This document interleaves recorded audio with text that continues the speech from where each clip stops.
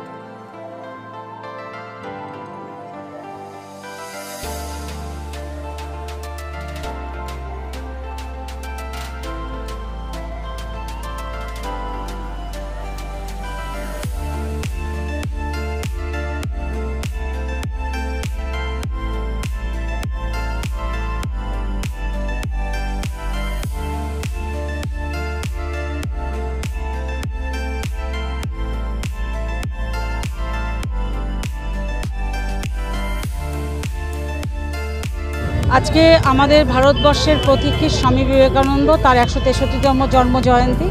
সেই উপলক্ষে আমরা শহর গ্রাম মিলিয়ে প্রত্যেকটা ব্লকে, অঞ্চলে, ওয়ার্ডে আজকে আমরা প্রোগ্রাম রেখেছি। কোথাও মূল সংগঠনের পক্ষ থেকে, কোথাও যুবর পক্ষ থেকে, কোথাও ছাত্রের পক্ষ থেকে, কোথাও মহিলা, কোথাও শাখা সংগঠন সেল, সকলেই প্রোগ্রাম রেখেছে। সেই মতো করে আমরা একটু আগেই আমাদের দার্জিলিং জেলা সমতলের ছাত্র সংগঠনের পক্ষ থেকে তনয় তালুকদারের নেতৃত্বে একটা র্যালি আমরা প্রভাত ফেরি রেখেছিলাম, যেটা বাঘাযতীন থেকে শুরু হয়ে দলীয় কার্যালয় পর্যন্ত ছিল। এবং এখন শহর তৃণমূল কংগ্রেসের পক্ষ থেকে মহিলা টোটো চালকদের হাতে আমরা আজকে শীতবস্ত্র তুলে দেব। সেই মহিলারা যারা সকাল থেকে সন্ধে পরিবার পরিজন ছেড়ে জীবন যুদ্ধে লড়ে চলেছেন, আমরা আমাদের অঞ্জলি তাদের হাতে আজকে তুলে দেব।